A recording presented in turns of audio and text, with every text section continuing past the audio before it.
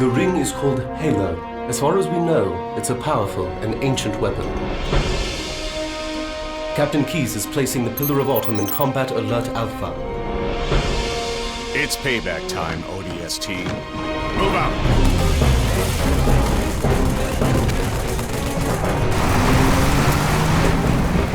Government forces are moving in on the Pillar of Autumn wreckage. Let's help push them back, Raven.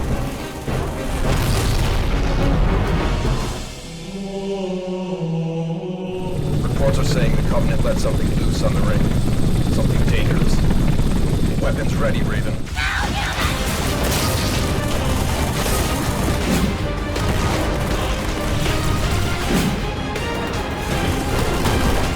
Brace yourselves. We're going down.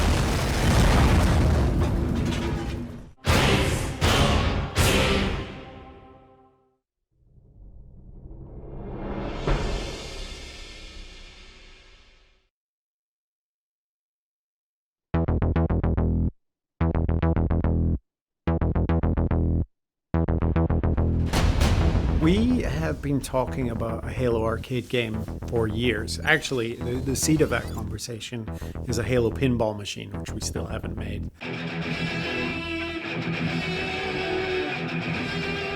So the idea has always been knocking around in the back of our heads. Just what would it mean to take Halo out of sort of the console and PC world and bring it, I guess, out into the wild? I want to say I approached Microsoft about working on a Halo arcade game probably 6 years ago.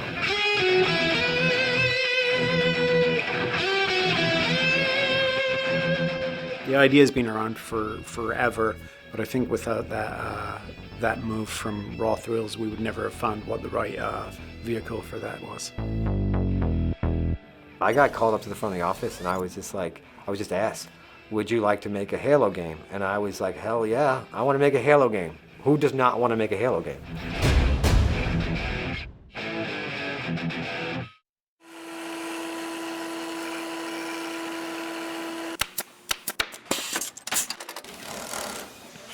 Number one thing that Raw Thrills and Play Mechanics pride ourselves on is that we are arcade game makers. We understand arcade games.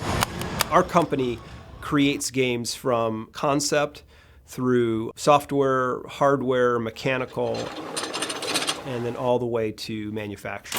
With Raw Thrills, they bring really extraordinary expertise in making arcade game experiences, which is new for us. And I think we get really literal when we think about games and, you know, how would you solve for an FPS in an arcade game? If you go to arcades, you'll find there really aren't a lot of traditional first-person shooters. How do we take our video game and really distill it down to a fun, bombastic adventure? So when we hooked up with the guys at Raw Thrills and Play Mechanics, they immediately felt it was a gun game.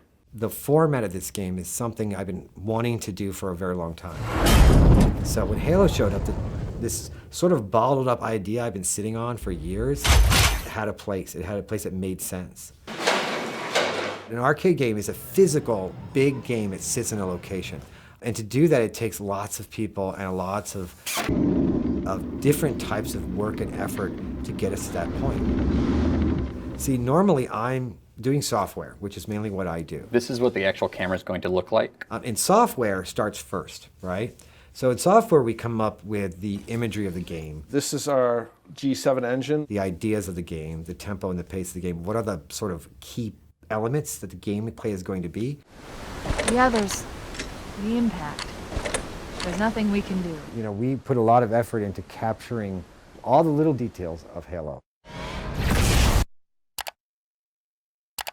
So I am currently creating the effects for the Scarab in our engine. It's all recreated from scratch. And it takes us a lot of effort to capture, to create it, so that the players, specifically the fans, can appreciate, you know, that we are really trying to give them a true Halo experience. It was a lot of research. A lot of it relied on, actually, I have an Xbox hooked up to my PC with a capture card on it, and I would capture all the different effects, essentially making it look like it was taken out of a Halo game, but it's all recreated from scratch. Captain Keyes. Good to see you, Master Chief. Set in the same time frame as Halo Combat Evolved. I'm initiating Cold Protocol Article 2. We're abandoning the Autumn. Captain Keyes is placing the Pillar of Autumn in Combat Alert Alpha. And we follow Fireteam Raven. That ends up, they are on the Pillar of Autumn. And the Fireteam obviously made perfect sense. So we're really an offshoot team that's fighting a big battle just to support Master Chief. Covenant forces are moving in on the Pillar of Autumn wreckage. Let's help push them back, Raven.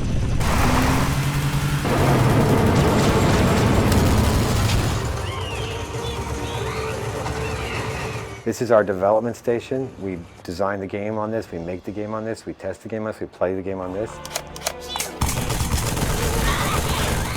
You know, our goal is to have 4 people enjoying the game, but also have a crowd of people behind it viewing it. We position them around these 2 gigantic 65-inch screens. From this player right here, he can shoot right here, or he can turn the gun this way and point all the way down over there, which is about a 9-foot span across, so that we could create an experience that will truly represent what the game will be like when it's finished. Basically imagine the width of 4 players sitting on a couch, and that's the cabinet with a giant screen that's right there. It's a really visceral experience. Usually we get, I would say, 30–40% into the game. Then the mechanical engineers come in. We have a mechanical design department that basically goes through designing the cabinet tree, the control works, anything like that. Right now you're looking at the very close to final version of the Halo cabinet. So in our world we have to make things that hold up to abuse, to liquid spills. There's all kinds of things that we have to deal with in the coin-op world. We have a responsibility to make these things work for average, large, small. Everybody needs to be able to control the gun, to control it comfortably, and to be able to obviously get in and out of the cabinet without problems. The video game cabinet is made out of wood, so it's all these different pieces that are cut to size, cut to shape, routed, and then glued together and nailed together or screwed together. So all of that needs to get assembled in its final state at the manufacturing facility. And there they will get all the hardware necessary, the I/O board, the monitors, the computer, the gun control.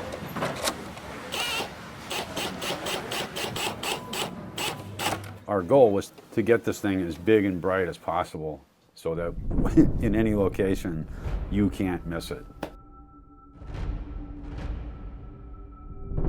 I'm about to be joined by some of our Halo friends from 343 Industries, but first, check this out.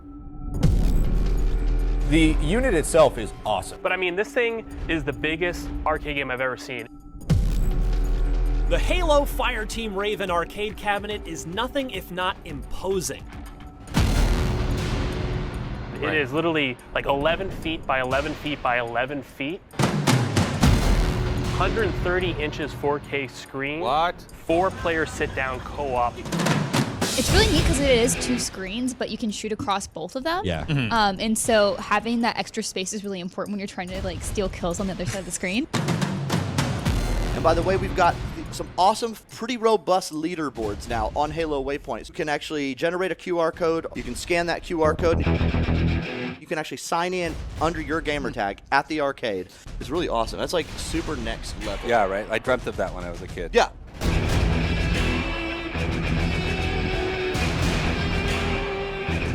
We love to go out to the locations and watch people playing the game. Nice. That's our payoff. Took me back to the days of Halo CE where you would have to go together to a room to play together. We really took literally the old LAN couch experience of Combat Evolved and put it into public space.